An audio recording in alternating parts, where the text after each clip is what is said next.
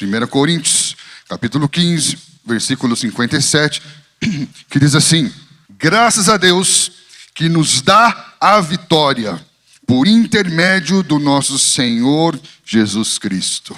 Queremos falar um pouquinho sobre essa vitória. Aqui ele não está falando de uma vitória circunstancial que buscamos, mas está falando de uma vitória definitiva que já nos foi dada. É muito importante, nós temos como fundamento dessa jornada a teologia da vitória. O que é a teologia? É quando nós pensamos algo a partir da perspectiva de Deus e não do meu pressuposto. O que é teologia? É o que é essa vitória que Deus dá. Porque ele está falando graças a Deus que nos dá. Quem nos dá a vitória? A vitória de quem? Agora nós podemos pensar a vitória a partir de um pressuposto pessoal. Teologia é quando eu penso algo a partir de como Deus pensa, de como Deus fala, do que isso significa para Deus. Pressuposto é quando eu leio algo que é escrito, inspirado por Deus, mas a partir da minha experiência, do meu sentimento, da minha cultura, da minha tradição. O que vem à sua mente quando nós pensamos vitória?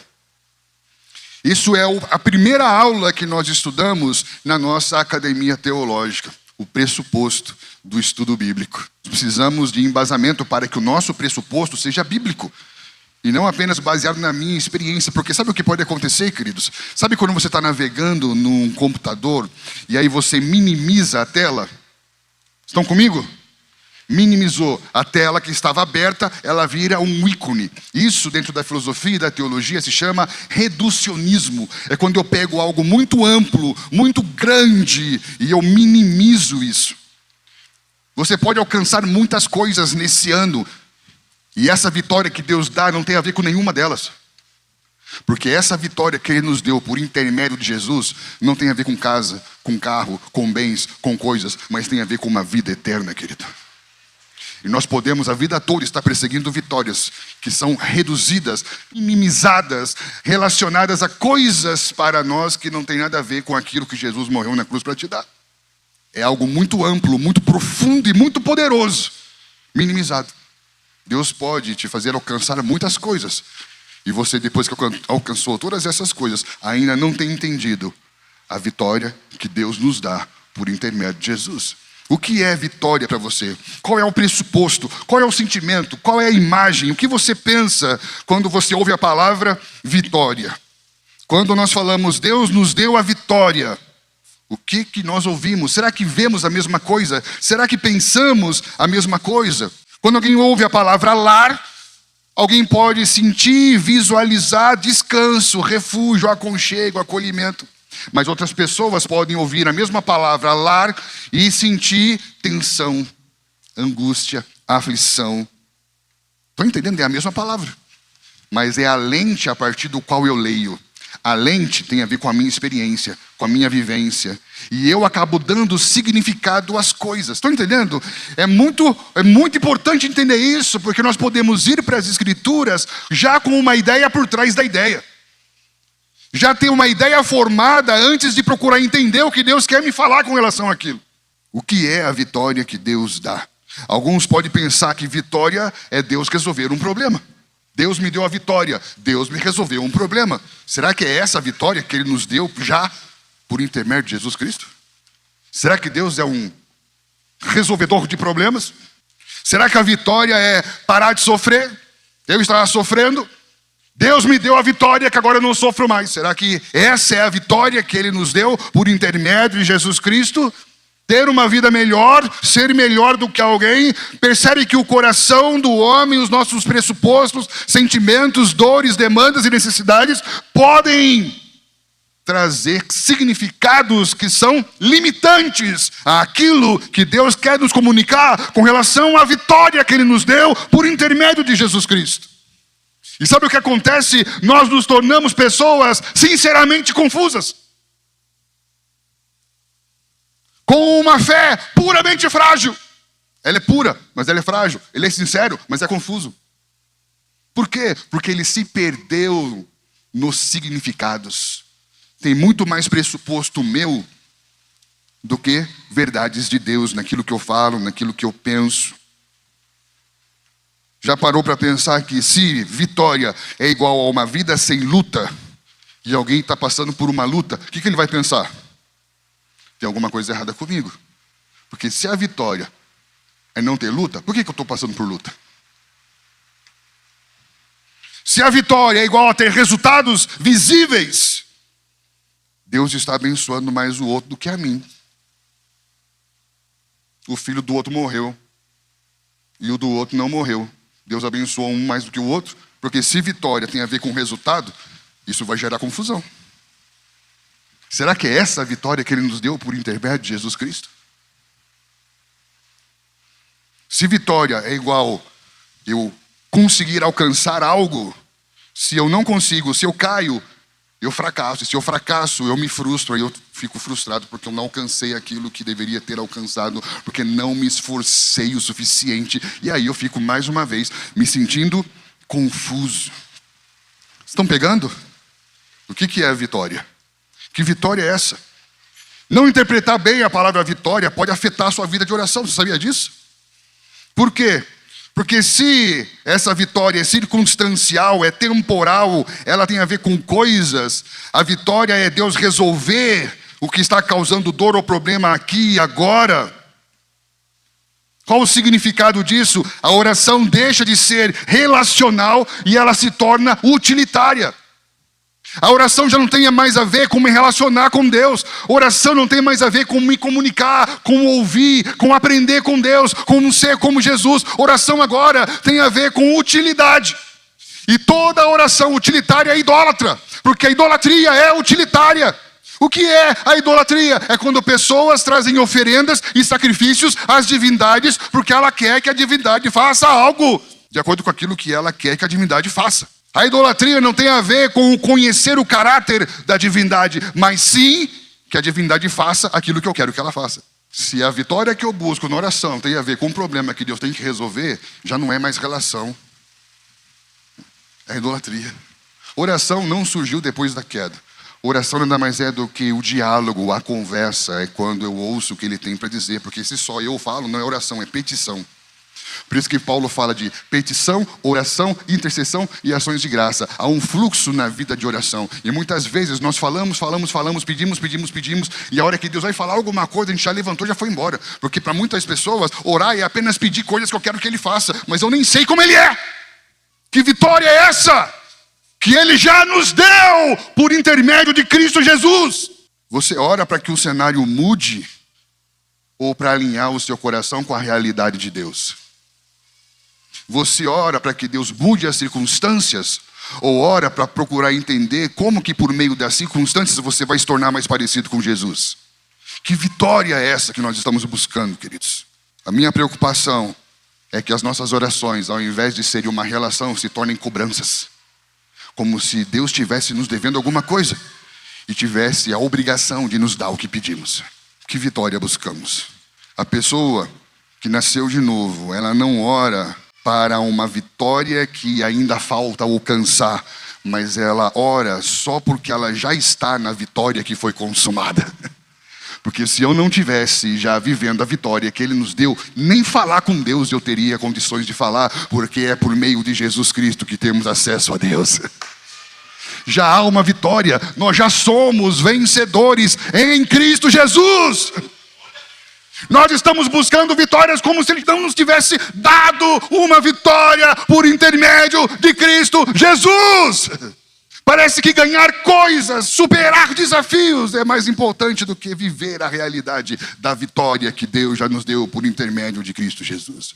Você sabia que isso pode afetar também a sua leitura bíblica, o pressuposto errado, a ideia limitada, o reducionismo com relação ao entendimento do que é a vitória de Deus pode atrapalhar a minha leitura. Por quê? Porque se vitória é alcançar sucesso, é progresso, é resultado, é superação, eu vou começar a ver a Bíblia como um manual de soluções, como uma coleção de promessas, como uma ferramenta para resolver problemas difíceis. A Bíblia é revelação de Deus. A Bíblia não é palavra de Deus porque fala sobre Deus. Porque a primeira pessoa na história que falou sobre Deus foi a serpente. A primeira pessoa que falou sobre Ele foi a serpente. Adão antes falava com Ele.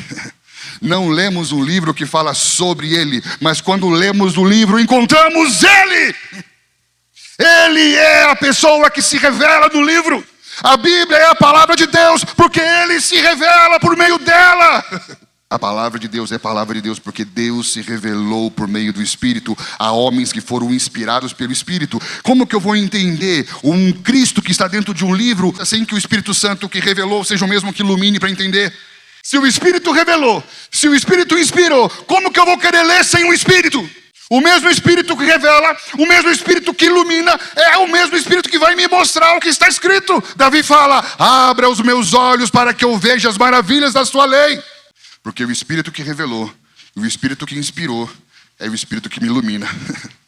É Ele que abre os meus olhos para que eu veja o que foi inspirado a respeito da revelação. E quando eu vou para as Escrituras, eu não vou ler um livro sobre Ele, eu vou para me encontrar com Ele. Estão entendendo, queridos? Então para de arrumar confusão. Não espere que as pessoas que não têm a iluminação do Espírito leia esse livro e entenda que ele é palavra de Deus. Porque só entende ele como palavra de Deus quem tem o Espírito Santo que ilumina para ver o Deus que se revela no livro. E se eu entendo que esse livro fala apenas de vitórias que eu vou conquistar, eu já não entendo mais o Deus que se revela no livro. E ele vira manual. E não é mais encontro. Não é mais relação. Estamos juntos? É como se você colocasse Deus de joelhos diante de você. Eu quero abrir o livro e eu quero que no livro você me explique por que eu estou passando por isso. Agora Paulo em Efésios fala: eu me coloco de joelhos diante da Trindade, do Pai, do Filho, do Espírito Santo. E quando eu abro o livro, eu falo: Pai, o que eu tenho para aprender sobre o Senhor? O que o Senhor quer se revelar a mim nisso que eu estou passando? O que eu preciso saber, que eu nem sei que preciso saber. Estamos juntos? A ideia é redimensionar. A nossa vitória não é sobre circunstâncias, é sobre a morte. Independente do que aconteça, Ele já nos deu a vitória por intermédio de Jesus Cristo. A vitória não está condicionada a uma situação que eu supero, mas independente da situação, nós já somos vencedores, cara. Quando nós entendemos isso, nós conseguiremos passar por qualquer coisa. Paulo fala: eu aprendi a viver contente em qualquer situação. Tendo, não tendo, sorrindo, sofrendo, em paz, na prosperidade, na falta. Porque graças ao Pai que já nos deu a vitória por intermédio de Jesus Cristo. Aleluia, aleluia. Isso não te empolga? Esse é o problema da igreja moderna. A vitória de Deus parece que não é tão empolgante quanto a tua vitória. Por isso que existe frustração espiritual. Porque nós começamos a pensar as nossas vitórias a partir das circunstâncias. E aí, sofrer passa a ser sinal de derrota. Lutar passa a ser ausência de Deus. Cansaço passa a ser fracasso espiritual. E eu quero pensar com vocês alguns princípios aqui com relação a isso. Por que nós confundimos vitória? O que Deus chama de vitória? Como a igreja celebra essa vitória? Se a nossa vitória é dada por Deus, o que é que Deus está chamando de vitória nesse lugar? Ele não está falando de uma melhora momentânea, não está falando de sucesso visível, não está falando de superação pessoal, não está falando de ausência de dor. Graças a Deus que nos dá a vitória por intermédio do nosso Senhor Jesus Cristo. Ele não está falando de avanço social, de prosperidade, de alívio. O que ele está chamando de vitória? Eu vou ler o texto. Ele começa dizendo: porque é necessário que este corpo corruptível se revista da incorruptibilidade, e que o corpo mortal se revista de imortalidade, e que quando esse corpo corruptível se revestir de incorruptibilidade, e o que é mortal se revestir de imortalidade, então se cumprirá a palavra que está escrita: tragada foi a morte pela vitória. Onde está, ó morte, a sua vitória? Onde está, ó morte, o teu aguilhão? O aguilhão da morte é o pecado, e a força do pecado é a lei. Graças a Deus que nos dá a vitória por intermédio de Jesus Cristo. Portanto, meus amados irmãos, sede firmes, inabaláveis e sempre abundantes na obra do Senhor, sabendo que no Senhor o vosso trabalho não é vão. Que vitória é essa, meu irmão? Será que ele está falando de resolver problemas momentâneos? Será que ele está falando de mudar cenários no seu trabalho, na sua família? Será que ele está falando de vencer dificuldades? Aqui ele está falando de ressurreição, ele está falando da vitória sobre o pecado, sobre a condenação, sobre a morte. Vitória para Deus é uma derrota definitiva daquilo que nos separava dele. Ele venceu a morte. Tem alguém aí? Vitória para Deus é a obra completa de Cristo ao nosso favor. Qual foram as últimas palavras de Jesus na cruz? Está pago. Está resolvido. Estamos juntos? Na última ceia nós falamos um pouco sobre isso. Salmo 25 fala que o mundo, a terra, o homem, tudo que nela há é do Senhor. Jó 33 fala que o sopro do Todo-Poderoso me deu vida. Jó 34 fala que se Deus por um momento pensasse em si mesmo e tomasse para si o fôlego da vida, toda a humanidade de uma vez só aspiraria e voltaria ao pó. Olha que cena apocalíptica, né? A vida de quem? A vida de Deus, meu irmão. Aí de repente o homem quebra um princípio, uma lei espiritual, e ele se separa, e a separação de Deus gera a morte. E o que é a morte? A morte é a exigência da vida. Lembra dos filmes que você assistia, em que a morte vinha de preto, com uma foice, né? Eu vim para te buscar, né? Ou seja, a morte é a exigência da vida, porque o salário do pecado, a recompensa do pecado, o pagamento do pecado, a consequência do pecado é a... Então quando a morte vem, ela requer a vida. Mas aí é o problema. A vida de quem? O homem tem uma vida para entregar para a morte? Não. E quando você contrai uma dívida e não tem como pagar a dívida que você contraiu, nesse caso, você cair no artigo 161 do Código Penal Brasileiro, por exemplo, usurpação. Quando você se apropria de algo que não é seu como se fosse, e aí não tem como pagar o que você usurpou. E aí se você não tem como pagar o que você tomou indevidamente, você vai o quê? Qual é o nome dessa prisão espiritual eterna? Inferno. Não tem como pagar essa dívida, a vida não é minha, eu perdi, não tem como pagar. Mas Deus nos amou de tal maneira que enviou o seu Filho. Deus provou o seu amor por nós, sendo nós ainda pecadores, porque Ele é o único que pode entregar a sua vida no nosso lugar e tomar a sua vida de volta, porque nele não há pecado. Por isso que a última palavra dele na cruz foi o quê? Está pago, está consumado. Esse texto aqui fala: ó morte, onde está a sua vitória? Imagine a morte como uma lança. Alguém aí está vendo uma lança? A lança se chama morte. Aguilhão é a ponta da lança. A ponta da lança se chama pecado. Uma lança mata sem ponta? Não. Então ele fala que o aguilhão da morte é o pecado. A morte só mata por causa do pecado. E a força do pecado? Uma lança mata se ela não for atirada com força? Não. Então a força do pecado é a lei. Estão entendendo? Então a morte mata por causa do pecado. E o que revela que existe pecado é a lei, a força da lei. Pergunta: o que é que atiraram em Jesus quando ele estava na cruz? Uma lança. Quem matou Jesus? A lei. Por isso que ele cumpriu a lei. E só quem cumpre a lei pode estabelecer uma nova. Por isso que ele fala: agora vocês têm uma nova aliança. Está pago. Deus nos deu a vitória por meio de Jesus. Essa vitória. Nós trazíamos em nós a marca de Caim. Deus poderia ter matado Caim, mas ele não matou Caim. Sabe o que ele fez? Condenou ele à morte. Alguém já assistiu aquele filme A Espera de um Milagre? Você vê ali no corredor da morte. Ou seja, eles não estavam mortos, mas estavam condenados. E essa é a marca que Deus colocou em Caim como um sinal para todos os homens. Ah, mas eu estou bem, minha vida está boa, fui promovido, viajei para Disney. Tudo bem, mas na sua testa está escrito condenado. Porém, Paulo diz que não há mais condenação e nem culpa para aqueles que estão em Cristo Jesus. Essa é a vitória que Deus nos deu por intermédio de Jesus Cristo, querido.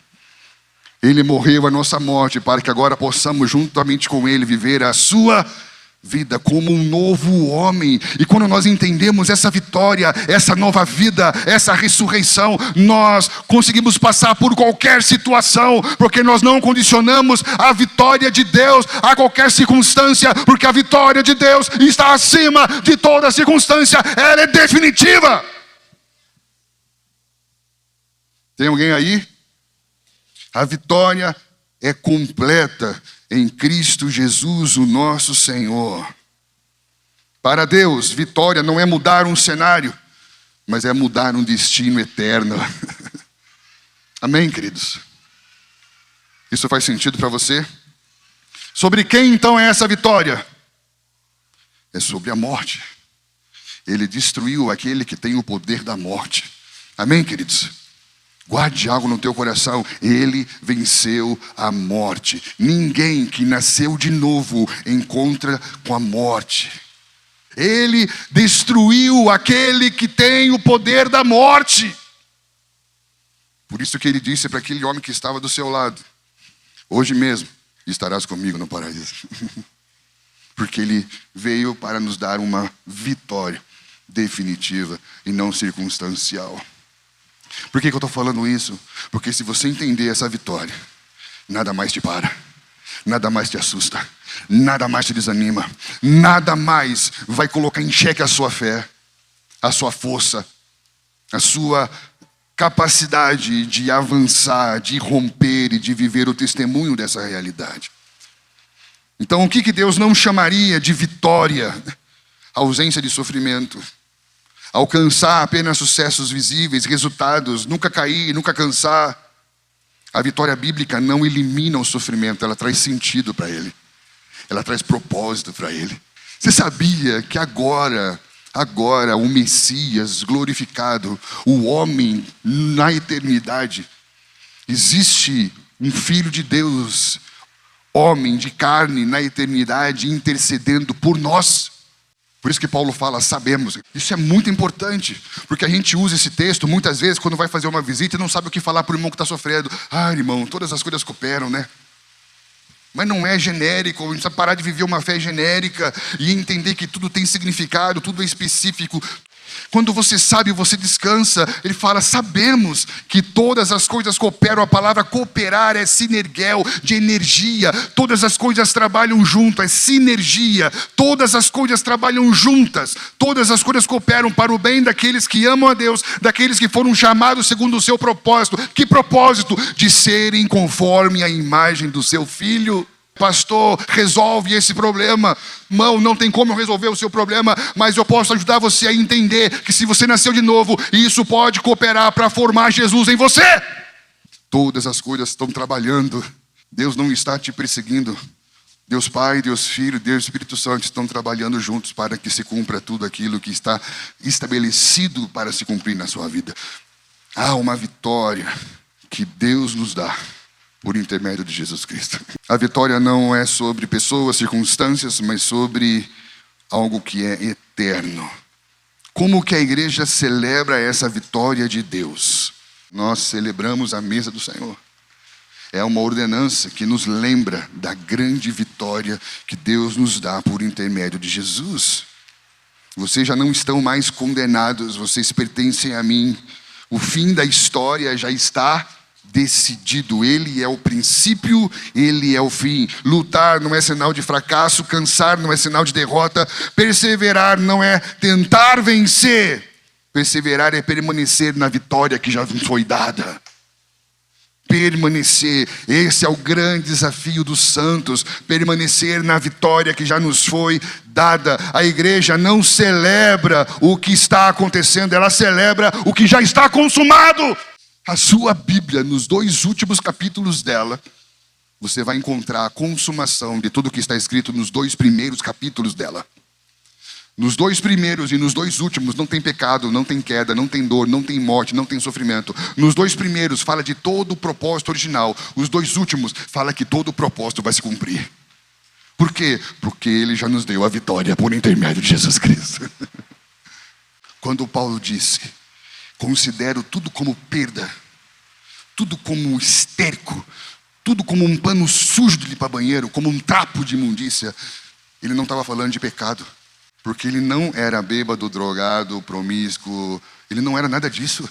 Ele era fariseu de fariseus, circuncidado ao 8º dia. Ele era doutor, ele era senhor da lei. Estão entendendo? Ele era considerado um dos homens mais justos e íntegros do judaísmo. Então o que é que ele está considerando como perda? Tudo aquilo que antes para ele era ganho, mediante a sublimidade do conhecimento de Cristo Jesus. Quando nós entendemos a vitória que Deus nos dá por intermédio de Jesus, tudo aquilo que era ganho, que era objetivo, que era alvo, que era meta, se torna perda, porque agora a única coisa que eu quero é ganhar esse Cristo. É ganhar essa realidade estabelecida por Ele, é permanecer nessa vitória. Deus não chama de vencedores porque estamos fortes, estamos bem, mas é porque estamos em Cristo, querido. Estar em Cristo, ser mais do que vencedor, não significa que você pode superar momentos difíceis. Significa que Ele já venceu a morte, que nós somos eternos. E a vida eterna é essa, que conheçam a Deus e o seu Filho, aqui e agora. Isso faz sentido para você? Nós celebramos essa vitória de Deus, confessando essa fé em comunidade, confessando essa realidade. Se você está aqui já há algum tempo, se identifica com a mensagem, crê no Evangelho e ainda não se batizou, você ainda não entendeu a ordenança. O que é a ordenança? Eu entendi a vitória que Deus nos deu por intermédio de Jesus. E isso não é um ato pessoal, não é um ato privado, não é um ato emocional, interior. É um ato público, porque Ele foi exposto publicamente, Ele morreu publicamente, Ele ressuscitou publicamente, visto pelos discípulos, visto por mais de 500 pessoas. Ele fez tudo o que Ele fez publicamente. E a nossa fé, a nossa confissão tem que ser pública. Batismo não salva, é verdade. Porque não é sacramento, é ordenança. No sacramento, o ato é literal. Você está vivendo a experiência no ato. Na ordenança, não. A ordenança é o testemunho de algo que Ele já fez. Então, eu não me batizo para nascer de novo, mas por ter nascido de novo, me batizo. Como um testemunho do que Ele já fez por nós. Aleluia. Será que nós estamos aqui na igreja dos vencedores? Será que as suas metas e os seus objetivos pessoais para 2026 te empolgam mais do que a vitória que Deus nos dá por intermédio de Jesus? A igreja celebra essa vitória, permanecendo firme e inabalável. Por isso que ele fala, permaneçam firmes. Quando nós entendemos, graças a Deus que nos dá a vitória por intermédio do Filho de Jesus, ele diz, portanto, permaneçam firmes. Diga para a pessoa do teu lado, permaneça firme na vitória de Deus. Independente das situações que possamos viver na nossa vida, nada pode nos roubar a vitória que Ele nos deu por intermédio de Jesus. Nada no céu, nem na terra, nem principados, nem potestade, nem reis, nem dominadores, nada pode nos separar do amor de Deus em Cristo Jesus. Nada pode tirar essa vitória. Permaneçamos firmes, inabaláveis. Repita comigo, firmes, inabaláveis, abundantes.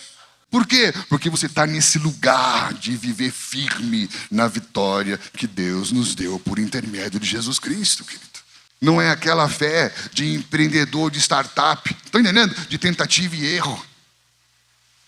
É estar afirmado numa vitória que já foi estabelecida, cara. Nada nos para. Ele diz, fiquem firmes, inabaláveis e abundantes. Repita comigo, firmes, inabaláveis, abundantes na obra do Senhor, sabendo que no Senhor o vosso trabalho não é vão.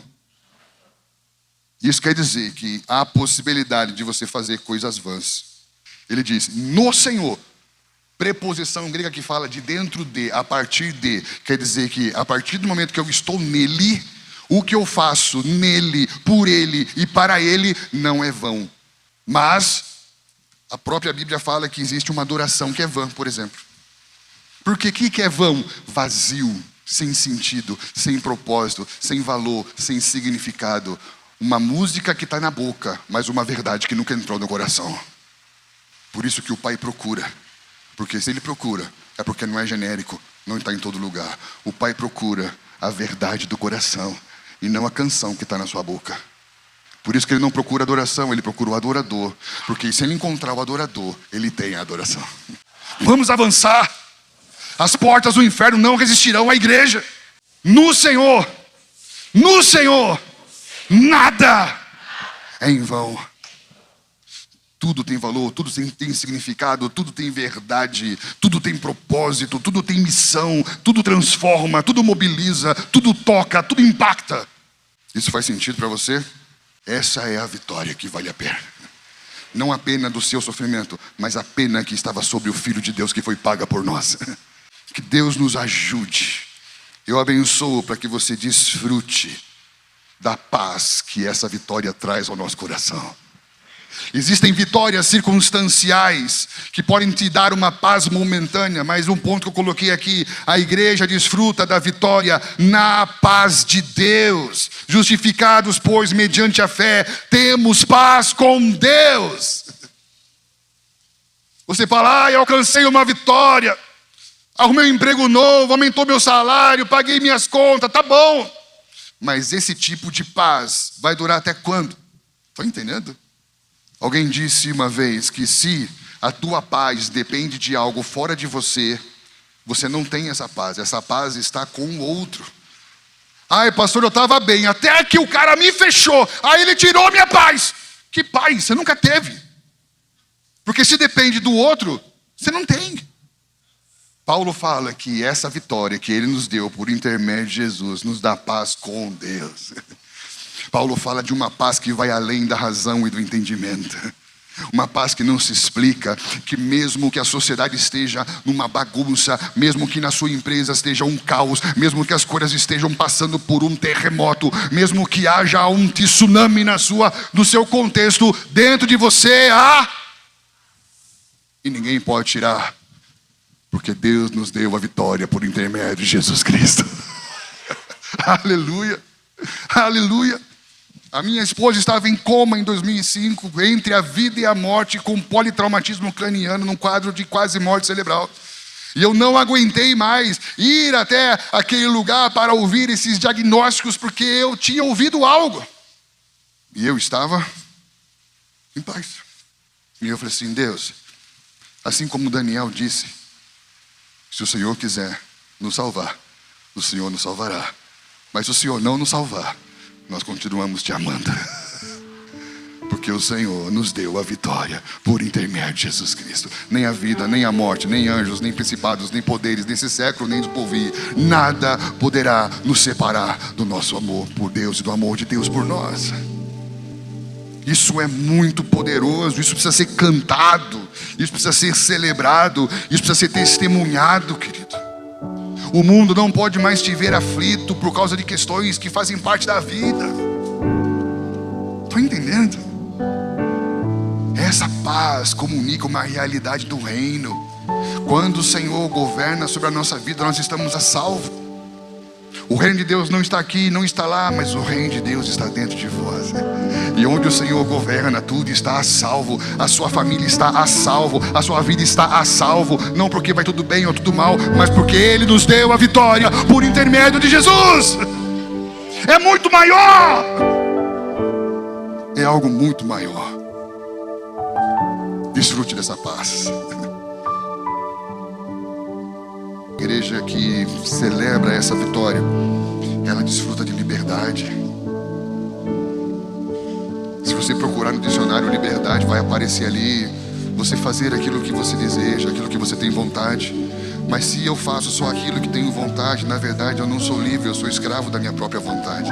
Ser livre é você fazer aquilo que você foi criado para fazer, independente daquilo que você tem vontade de fazer. Ser livre. Na teologia paulina, tanto em Gálatas, quanto em Romanos, quanto em Coríntios, todas as vezes que ele vai falar da liberdade, ele vai falar de servir uns aos outros em amor. Olha que lindo isso. Foi para a liberdade que ele nos libertou. E ele fala de servir uns aos outros em amor. Por quê? Porque a maior prova que eu sou livre é quando eu tenho a capacidade de falar não para mim e sim para você. Se você só fala sim para você e sempre fala não para o teu próximo, você não é livre. Jesus mostrou o que é ser livre falando não para si mesmo e sim para nós. Olha só, seja livre. Agora imagine como viver essa vitória vai impactar o mundo. Paz, liberdade, esperança. É tudo que o mundo está buscando. infelizmente tem muito crente que acha que quando ele conquista as coisas ele vai ter isso, que quando ele supera um momento difícil ele vai ter isso. Mas nós já temos, e já foi conquistado por Deus. Ele já nos deu a vitória por intermédio de Jesus Cristo. Nessa vitória temos paz com Deus. Foi para a liberdade que Ele nos libertou, e Ele é a nossa esperança. Esperança não no sentido de uma possibilidade de alguma coisa que vai poder acontecer, mas esperança no sentido de uma antecipação de uma realidade. Isso faz sentido para você? Será que estou vivendo essa vitória que Deus nos deu por intermédio de Jesus Cristo?